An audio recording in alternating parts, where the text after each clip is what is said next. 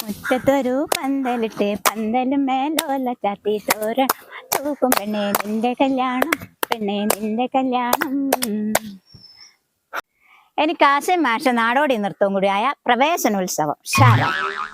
അതൊക്കെ ശരി, അതിന് കുട്ടികൾ വേണ്ടേ?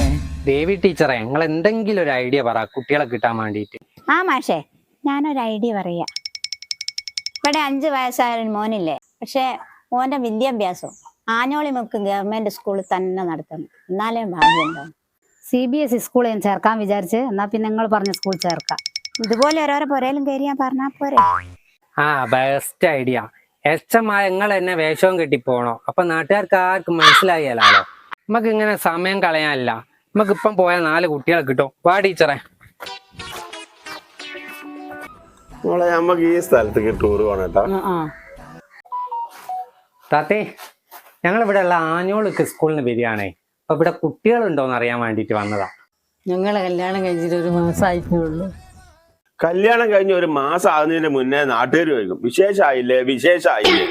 അപ്പൊ അതാ പരിയിലും വന്ന് ചോദിക്കാൻ തുടങ്ങി. നിനക്കൊക്കെ വിദ്യാഭ്യാസം വിവരം ഇല്ലടോ, പോയിക്കോ അവിടുന്ന്.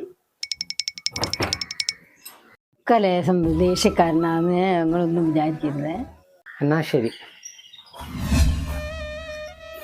ഇങ്ങനെ പോവുകയാണെങ്കിൽ നമ്മള് സ്കൂൾ ഇക്കൊല്ലം അടിച്ചു പൂട്ടുന്ന ഉറപ്പാ. ഊയന്റെ അമ്മ എമ്മളെ ഒപ്പനയും കാസിം മാഷ നാടോടി നൃത്തം ഇനി എവിടെ പോയി കളിക്കും. ഈ ജോലി പോയാൽ ഞാൻ എന്തായാലും ആത്മഹത്യ ചെയ്യുന്ന ഉറപ്പാ. എന്റെ 16 അടിയെണ്ണത്തിന് കളിച്ചങ്ങ ഒപ്പനയോ കാസി മാഷ നാടോടി നൃത്തമൊക്കെ.